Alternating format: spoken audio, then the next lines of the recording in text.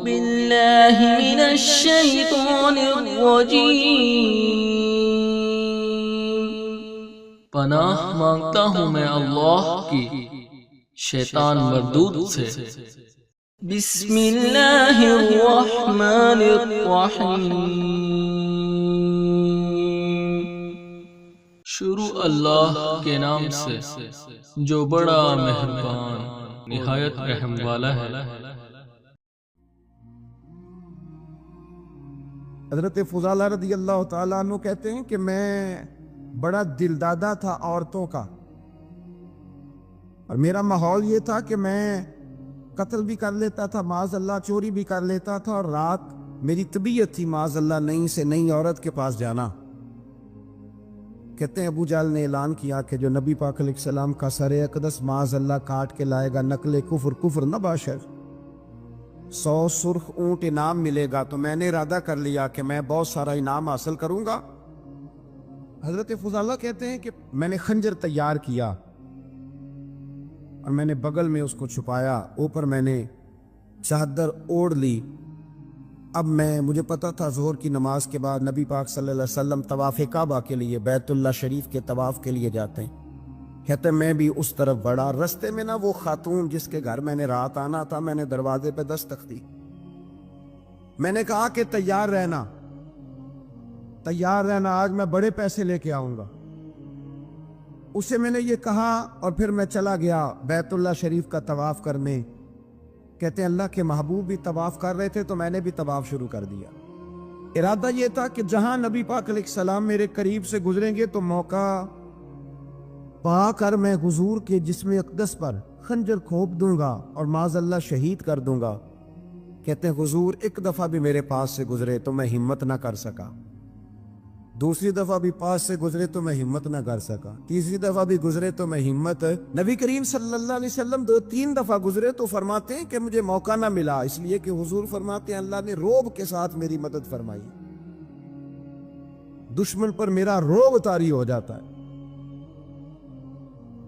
فرماتے ہیں جب چکر پورے ہو گئے تو محبوب کریم نہ چھٹے چکر پہ فرمانے لگے فضالہ چکر ایک رہ گیا ہے، بے خبر ہو جو غلاموں سے وہ آقا کیا ہے، ایک پھیرا رہ گیا ہے۔ کہتے طواف مکمل ہو گیا تو محبوب میرے قریب آئے، فرمایا وہ کام کرتے کیوں نہیں جس کے لیے آئے تھے؟ میں نے عرض کی یا رسول اللہ کون سا کام، کیسا کام؟ اندر تو چور تھا نا، بانج فقیروں کسے نہیں ماریا اے ہوئی چور اندر دا، اندر چور تھا نا۔ کہتے ہیں حضور نے مجھے کندھے سے پکڑ کے ہلایا، فرمایا کرتے کیوں نہیں؟ جب حضور نے ہلایا تو وہ خنجر بھی پیروں میں گرا اور میں بھی رسول اللہ کے پیروں میں گر گیا۔ میں نے کہا حضور مجھے کلمہ پڑھا دے۔ کہتے ہیں حضور نے پہلے میرے دل پہ دست مبارک پھیرا، پھر میرے نبی نے مجھے کلمہ پڑھا دیا۔ اب نہ مرید ہونے والا کہتا ہے کہ جی آہستہ آہستہ میں ٹھیک ہو جاؤں گا، اب وہ آہستہ آہستہ کا کیا ترجمہ ہے یہ بالکل سمجھ نہیں آتی۔ بھائی کسی بندے سے 5 لاکھ روپیہ لینا ہے تو اس سے وہ کہتا ہے جی میں آہستہ آہستہ دوں گا، 500 روپیہ دے دیا کروں گا روز کا، تو کہتے ہیں میری رقم خراب ہوتی ہے، پورے دو۔ اور نیکی کی بات جب آتی ہے تو کہتے ہیں حضرت صاحب دین اتنا سخت نہیں ہے، میں آہستہ آہستہ ٹھیک ہو جاؤں گا۔ اب میں مغرب عشاء پڑھنی شروع کر دی ہے میں نے، اب میں تسبیح لے لی ہے، کل میں نے بھی آہستہ آہستہ میں ٹھیک ہو جاؤں۔ یعنی رقم لینی ہو تو وہ آہستہ آہستہ قبول نہیں ہے، لیکن اور مکان کی رجسٹری اگر کرانی ہو تو مالک مکان کہے کہ آہستہ آہستہ کرا لو، کہتے ہیں پیسے پورے دیے، سویرے چل اور بیان دے، یہ کیا بات؟ حضرت فضالہ کہتے ہیں ابھی میں نے کلمہ پڑھا، ابھی میں واپس آیا، رستے میں وہ بی بی کھڑی تھی، کہتے ہیں میں وہ شخص تھا کہ عورتیں مرتی تھی میرے اوپر اور کسی کی جرت تھی کہ وہ آئے بائیں شائیں کرے، لیکن فرماتے ہیں میں بی بی کے پاس سے گزر گیا، پہلے تو اس کا خیال تھا رکے گا، لیکن جب میں رکا نہ تو دروازے پہ آئی، اور جب میں گزر گیا تو اس نے آواز دی، لیکن میں نے سنی انسنی کر دی، جب آگے بڑھا تو میرے پیچھے دوڑی۔ فرماتے مجھے پکڑ کے کہنے لگی فضالہ تجھے کیا ہوا، تو وہی نہیں جو یہاں سے گیا تھا؟ آپ فرماتے میں کبھی نہیں رویا تھا، میں کبھی نہیں رویا تھا، اور جب کہا نا تو وہی نہیں، کہتے میں نے سر اٹھایا تو میری آنکھوں میں آنسو تھے، میں نے کہا میں جو گیا تھا وہ نہیں ہوں، اب تو میں محمد عربی کا غلام بن گیا ہوں۔ اب میں وہ نہیں ہوں، اب نہیں ہو سکتا کہ کوئی میری نظر میلی ہو جائے، یہ کیسے ممکن؟ دل میں میل کچھ آ گا کہ نفل پڑھنا، عبادتیں کرنا، ریاضتیں کرنا، صدقات دینا زیادہ نفع بخش نہیں ہوتا۔ دل صاف ہونا تو تھوڑی عبادت بھی کام آ جاتی ہے۔ یہ حدیث بتاتی ہے کہ دل صاف ہو تو تھوڑے صدقے بھی زیادہ نفع کر جاتے ہیں۔ کچھ چیزوں سے دل سخت ہوتا ہے۔ جو لوگ دنیا داری کی اور فضول باتیں زیادہ کرتے ہیں ان کا دل سخت ہو جاتا ہے۔ جو ہنستے زیادہ ہیں ان کا بڑا سخت ہو جاتا ہے۔ اور صوفیاء کہتے ہیں جو کسی پہ ہنستے ہیں نا ان کا تو مردہ ہی ہو جاتا ہے، تو معاملہ ہی ختم ہو گیا۔ اور جو لوگ رزق حرام کی طرف بڑھتے ہیں ان کا دل بھی مردہ ہو جاتا ہے۔ اور اقبال کہتے ہیں جو مشینی زندگی گزارنے لگتے ہیں نا روحانی زندگی سے نکل جاتے ہیں۔ ہم آج کل مشینی زندگی پہ آ گئے۔ ہمارے پاس انٹرنیٹ ہے، موبائل ہے، آواز کے فاصلے اتنے کم ہوئے ہیں کہ دلوں کے فاصلے بڑھ گئے۔ اقبال کہنے لگے دل کے لیے موت ہے، دل کے لیے موت ہے، دل کے لیے موت ہے یہ مشینوں کی حکومت۔ احساس مروت کو کچل دیتے ہیں یہ آلات، آلات پہ زندہ ہیں ہم۔ دل کے لیے موت، اور کسی کے گھر جانا، دروازے پہ دستک دینا، اور کبھی خط لکھنا تو سوچ سوچ کے، کبھی کاٹنا تو پھر لکھنا۔ لفظ یہ اس کے شایان شان نے یہ جملہ میں نے بدل دیا ہے، لیکن اب بے باکانہ گفتگو ہے، تو مجھے وائس کر دے میں تجھے وائس کر دوں گا، حال ہی کوئی نہیں۔ تو کیا کوئی سوچے گا، کیا کوئی لکھے گا، کیا کوئی اس میں خوبصورتی کے رنگ بھرے گا؟ سخت ہو جاتے ہیں دل جب آپ مشینوں کی زندگی میں زندہ رہتے۔ دل نرم کیسے ہوتے ہیں؟ میرے نبی پاک نے فرمایا یتیم کے سر پہ ہاتھ پھیر رب تیرا دل نرم کرے گا۔ اگر زنگ لگ جائے دل کو تو اللہ کا ذکر کر، قرآن پاک کی تلاوت کر، اللہ تیرے دل کو نرم کر دے گا۔ اور پھر فرمایا کہ اگر دل سخت ہو جائے تو موت کو یاد کر، تیرا دل نرم ہو جائے گا۔ اچھوں کی صحبت اختیار کریں تو دل نرم ہو جاتا ہے۔ قبروں کی زیارت کریں، جائیں کبھی اپنے شہر کے قبرستان میں، غور کریں کہ وہ چودھری صاحب لیٹے، یہ علامہ صاحب لیٹے، وہ فلاں بہت بڑے افسر لیٹے، وہ دیکھو وہ میرا عزیز لیٹا ہے۔ وہ ہارون رشید نے کہا حضرت داؤد تائی سے نصیحت کر دیں، تو فرمانے لگے باپ کدھر ہے تیرا؟ کہا حضور قبرستان میں، اماں قبرستان میں، دادا نانا بڑے بھائی سب قبرستان۔ فرمایا میں کیا نصیحت کروں؟ او پہ دس دیاں نی قبراں جنہاں تے پھول پے، ادھروں کوئی بھی نہیں آمدا، تے ادھروں لکھاں گئے، تے سہ جوڑ سنگت دے ڈٹھے، سہ جوڑ 100 سال کی دوستیاں، سہ سال سنگت دے ڈٹھے، او تکو آخر وتھاں پئیاں، او جنہاں بعد جسی پل نہیں سنجیندے، ایک پل نہیں سنجیندے، پھر وہ شکلاں بھی یاد نہ رہیاں۔ سہ جوڑ کا یہ کوئی کم ہے دل کو نرم کرنے کے لیے؟ تیرے پاس موت کا تذکرہ، قبروں کی زیارت کو تھوڑی ہے؟ یہ چیزیں دل نرم کرتی ہیں، یاد نرم کرتی ہیں چیزیں دل۔ پتہ ہے سب سے بڑی بیماری کیا ہے بندے کی؟ خوفناک علامت کیا ہے دل کے بیمار ہونے کی؟ کہ کوئی بندہ بیماری میں ہے اور ادھر ایک بندہ اس کو دیکھ کے خوش ہو رہا ہے، کسی کو زوال آ گیا ہے، کاروبار ڈوب گیا ہے، اور یہ دیکھ کے خوش ہو رہا ہے۔ مر گیا ہے اس کا دل، مردہ ہے، اندر کوئی دل نہیں اب۔ یعنی ایک بندہ رسوا ہو گیا اور یہ خوش ہو رہا ہے، دیکھا میں نے نہیں کہا تھا۔ جب کوئی کسی کی رسوائی، کمزوری اور کسی کے زوال پر راضی ہونے لگے تو پھر سمجھ لے کہ اس کا حال اتنا برا ہو گیا ہے کہ اب یہ اخلاقی طور پر مردہ زندگی گزار۔ ہمارا اب یہ حال ہے کہ ہم لوگوں کے دکھوں پر ہنسنے لگے۔ ہم کسی کے ہاں کوئی شخص تکلیف میں آتا ہے تو ہم اس کو کہکہوں میں اڑاتے ہیں۔ یارو زندہ قومیں یہ کام نہیں کرتی، زندہ قومیں یہ کام نہیں کرتی۔ میرے نبی پاک صلی اللہ علیہ وسلم نے فتح کے موقع پر بھی گردن کو جھکا کے بتایا کہ جب رب عروج دے تو پھر اللہ کی بارگاہ میں جھک جایا کرو۔ کسی شخص کے پتہ ہے، ایک حدیث سنو، یہ مسلم شریف میں موجود ہے، حضور نے فرمایا ایک بندہ گناہ کرتا تھا پھر اس نے توبہ کر لی، اگر کسی نے دوبارہ اسے وہ گناہ یاد کرایا کہ تو یوں ہوتا تھا. اگر کسی نے اسے دوبارہ گناہ یاد کرایا تو یاد کرانے والے کو اللہ سزا کے طور پر مرنے سے پہلے پہلے اس گناہ میں مبتلا کر دے. خفیہ تدبیر آئے گی. اللہ جس کو اللہ نے معاف کر دیا، زمین آسمان بھول گئے، فرشتوں کے دفتر سے اس کا گناہ محو کر دیا گیا، تو نے کیوں یاد رکھا؟ لیکن ہمارے دل اس طرح کے ہیں، خیر کی خبریں نہیں دیتے. ہم خیر کی خبر نہیں دیتے، مثبت بات نہیں کرتے. ہمارے رویے دوسروں کے بارے میں سخت ہیں.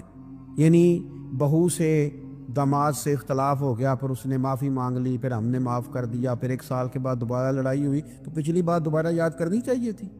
اس کی تو معافی دے دی تھی آپ نے، لیکن آپ نے پھر یاد کر لی وہ بات. اس کا مطلب ہے آپ نے صلح کی تھی، دل صاف نہیں کیا تھا. دل جب آپ صاف کر لے تو پھر معاملہ ختم ہو گیا. پھر آپ پھر نکال پھینکے ساری چیزیں. مسند امام احمد بن حنبل میں حدیث ہے، حضرت انس بن مالک رضی اللہ تعالیٰ عنہ کہتے ہیں میں بھی بیٹھا تھا، حضرت عبداللہ بن عمر رضی اللہ تعالیٰ عنہ بھی حضور کی بارگاہ میں بیٹھے تھے. نبی پاک صلی اللہ تعالیٰ علیہ وسلم نے فرمایا ابھی ایک شخص تمہارے پاس آنے والا ہے، تیاری کر لو، آنے والا جنتی ہے.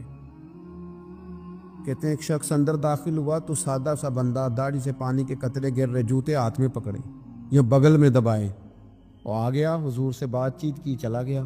ہم بڑے خوش تھے کہ کمال نہیں ہو گیا جس کو حضور نے دنیا میں جنت کی بشارت عطا کر دی.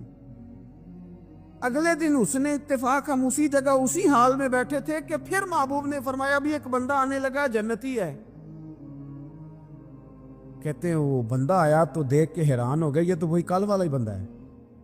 اسی طرح داڑھی سے پانی کے قطرے گر رہے ہیں، جوتے اس کی بغل میں آ کے بیٹھ گیا. تیسرے دن اللہ کی قدرت ہم وہیں بیٹھے تھے، پھر حضور نے فرمایا بندہ آنے لگا، زیارت کر لو، تیاری کر لو، بندہ جنتی ہے. وہی بندہ آیا جو پہلے 2 دن آیا تھا. حضرت عبداللہ ابن عمر کہتے ہیں کہ وہ حضور سے کوئی بات چیت کر کے جانے لگا تو میں اس کے پیچھے ہو گیا.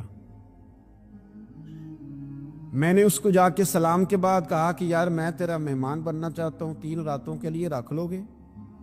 اب محلہ بھی ایک، شہر بھی ایک. اس نے کہا جی ٹھیک ہے آ جائیں، جو میرے پاس روکھا سوکھا ہوگا پیش کر دوں گا. فرماتے ہیں 3 راتیں 3 دن میں اس کے پاس رہا.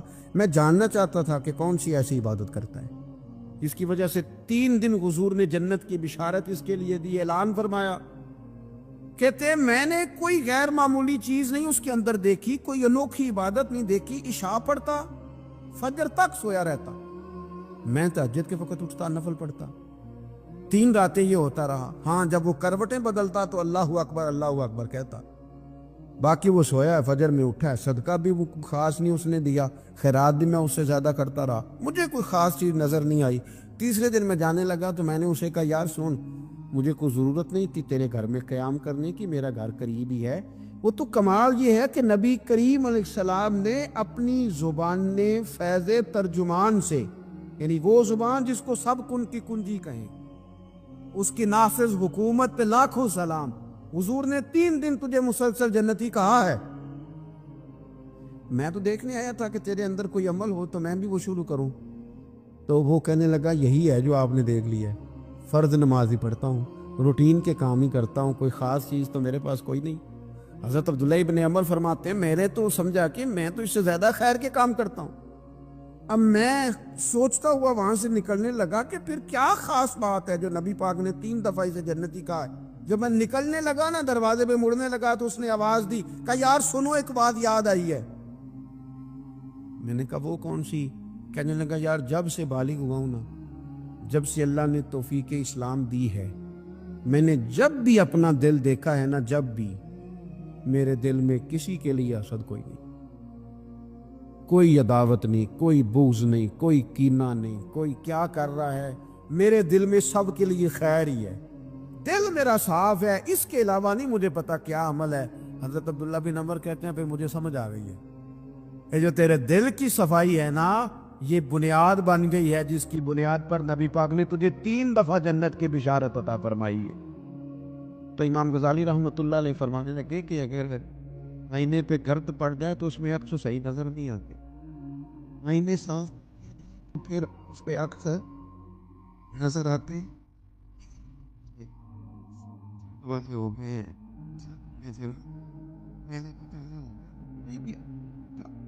سختی طبیعتوں کی، مزاجوں کی سختی، دوسروں کے بارے میں ڈاٹے جذبات، ہمارے رویے ڈاٹے، ہماری طبیعتیں سخت. حضرت عبداللہ ابن مسعود رضی اللہ تعالیٰ عنہ نے ایک شخص کو جنازے کے موقع پہ ہنستا ہوا دیکھ لیا، فرمایا آج کے بعد تیرے ساتھ کلام نہیں کروں گا.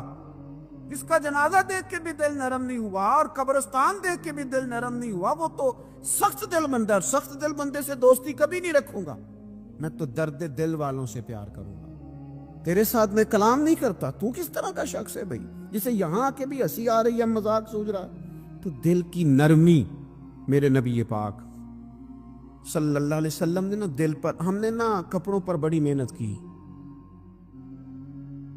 ہم نے چہروں پر بڑی محنت کی، ہم نے اپنے ظاہر کو سنوارنے پر ہم نے اپنے حق میں بڑے بڑے لفظ یاد کیے، بڑی کہانیاں یاد کی، پر دل کے لیے محنت، اس پر محنت ہی نہیں کی. اعلیٰ حضرت فاضل بریلوی کتنے بڑے عالم ہیں، 1000 کتاب کے مصنف، اور ان کے فتاوی موجود ہیں کہ جس بندے کا تلفظ ٹھیک نہ ہو، یعنی جو ضروری قواعد ہیں وہ قرآن پاک کے جس کو نہ آتے ہوں اس کے پیچھے نماز نہیں. جو ہا اور ہا میں فرق نہیں کر سکتا، حمزہ اور عین میں فرق نہیں کر سکتا، وہ الفاظ کا معنی بگاڑ دے گا. لیکن اعلیٰ حضرت چونکہ صوفی ہیں، درویش ہیں، علم کے ساتھ تو ایک اور رنگ بھی بیان کرتے ہیں. وہ کہتے ہیں یہ نہ ہو کہ صرف تو حروف کے ہیر پھیر میں لگا رہے، سغرے کبرے ٹھیک کرتا رہے، دارابا یادرب کے چکر میں پڑا رہے اور دل پر تو توجہ ہی نہ دے. فاضل بریلوی رحمۃ اللہ علیہ فرمانے لگے کہ 2 علماء نے قرآن ایک درویش کے پیچھے نماز پڑھی تو مستحب جو قواعد تھے نا جن کے بغیر نماز، وہ ٹھیک نہیں تھے ذرا ان کے. تو وہ کہنے لگے دیکھا جی اتنے بڑے پیر صاحب ہیں اور ان کی تو قرات ہی ٹھیک نہیں، تلفظ ٹھیک نہیں. حالانکہ لفظ تاثیر سے بنتے ہیں، تلفظ سے نہیں. لفظ تاثیر سے بنتے ہیں، تلفظ سے نہیں. اہل دل آج بھی ہیں اہل زبان سے آگے. انہوں نے کہا جی بابا جی کا تو تلفظ ہی ٹھیک نہیں. اعلیٰ حضرت نے لکھا ہے ملفوظات شریف میں، فرماتے ہیں پھر وہ نہ نہانے کے لیے چلے گئے نماز پڑھ کے فارغ ہو کے، تو وہ پانی میں اتر گئے تو شیر ان کے کپڑے اٹھا کے لے گیا. اب کتنی کو دیر پانی میں رہتے، نکلے بھی تو کیسے نکلے، شرم آتی ہے. مختصر لباس پہن کے وہ غسل کرنے کے لیے گئے تھے، اب پانی میں سردی، کتنی کو دیر بندہ پانی میں رہے. لوگوں نے آ کے کہا حضور وہ آپ کے مہمان تو الجھ گئے، بڑے بری طرح پھنس گئے، مہربانی فرمائے ان کو تو بچائیں، وہ تو سخت الجھن میں. کہ کیا ہوا؟ کہنے لگے وہ شیر کپڑے لے گیا اور وہ پانی میں ہے، کچھ تو ہونا چاہیے. تو وہ بزرگ گئے، جا کے نہ دور کھڑے ہو کے شیر کو آواز دی. شیر کو، حضور کے صحابی تھے نا حضرت سفینہ، قافلے سے رستہ بھول گئے، ایک سائیڈ پہ ہو گئے تو سامنے شیر آ گیا. میں نے کہا ہے لیکن جب آ جائے تو، جب شیر سامنے آ جائے، جب سامنے آ جائے پھر پتہ چلتا ہے کہ یہ تو واقعی آ گیا ہے، پھر انداز اور ہوتا ہے. حضرت سفینہ کے سامنے شیر ہی آ گیا. مشکات میں شیر آیا. اب کوئی بھاگتا ہے، کوئی چڑھتا ہے درخت پہ، کوئی لکڑی اٹھاتا ہے، کوئی اسلحہ پکڑتا ہے. حضرت سفینہ فوراً بولے، کہنے لگے او شیر ذرا خیال کرنا میں رسول اللہ کا غلام ہوں. پھر آکھیا شیر سفینہ تائی جارا یارا جاندے، اور جڑے غلام رسول اللہ دے اسی غلام ہونا دے. شیر دم لاتا رستہ چھوڑ گیا اور بابا جی بھی گئے. فاضل بریلوی کہتے ہیں شیر کو آواز دی، شیر دوڑا آیا. آگے کہنے لگے وہ ہمارے مہمانوں کے کپڑے لے گئے تو یہ شرم نہیں آتی. تو شیر کپڑے اٹھا کے واپس لایا.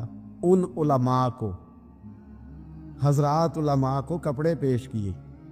جب ان کو پیش کیے تو پیش کرتے ہی بزرگ پھر فرمانے لگے، کہنے لگے مولانا تم نے لفظ سیدھے کیے ہیں، میں نے دل سیدھا کیا ہوا ہے. تم نے محنت کر کے نا لفظ ٹھیک کیے ہیں لیکن میں نے دل ٹھیک کیا ہے. دل پاک ہوئے تے پاک ہی ملدا ہے تے بنا پاکوں پاک نہیں ملدا. سارے جسم دے دھوون نالوں ایک ٹکڑا دھول ہے دل دا. حضرت سلطان باؤ رحمت اللہ علیہ فرمانے لگے دل کالے نالوں منہ کالا چنگا. دل کالے نالوں منہ کالا چنگا، جے کوئی رمز پچھانے. اگر کسی کو بات کی سمجھ آئے، دل نہیں سیاہ ہونا چاہیے، منہ ہو بھی جائے تو کام چل جاتا ہے. تو اپنے دل کی صفائی پر دیکھے میرے نبی پاک علیہ وسلم نے ارشاد فرمایا کہ رب نہ تمہارے مال دیکھتا ہے نہ چہرے دیکھتا ہے، رب تو تمہارا دل دیکھتا ہے۔ اور امام غزالی حدیث لائے ہیں، حضرت عمر فاروق رضی اللہ تعالیٰ عنہ فرماتے ہیں کسی نے حضور صلی اللہ علیہ وسلم سے پوچھا کہ رب آسمانوں میں کہ زمینوں میں؟ جلوے تیری ذات کے کو وقوع ہیں، جدھر دیکھتا ہوں ادھر تو ہی تو ہے، اللہ زمینوں میں کہ آسمانوں میں؟ تو حضور فرمانے لگے رب تو بندہ مومن کے دل میں رہتا ہے، اللہ تو مومن کے دل میں ہے۔ مومن کے دل کتنا بڑا ہے وہ دل جس میں رب ہے، رب کی یاد ہے، رب کی محبت ہے۔ اس لیے حضرت عمر فرمایا کرتے تھے میں نے دل کی آنکھوں سے اپنے مالک کی زیارت کی ہے۔ اور اقبال نے شاید اسی لیے مشورہ دیا تھا کہ دل بینا بھی کر خدا سے طلب، آنکھ کا نور دل کا نور نہیں، اللہ سے آنکھوں والا دل مانگ، اندھا نہ ہو جائے کئی طرح دل، دل بینا بھی کر خدا سے طلب، آنکھ کا نور دل کا نور نہیں۔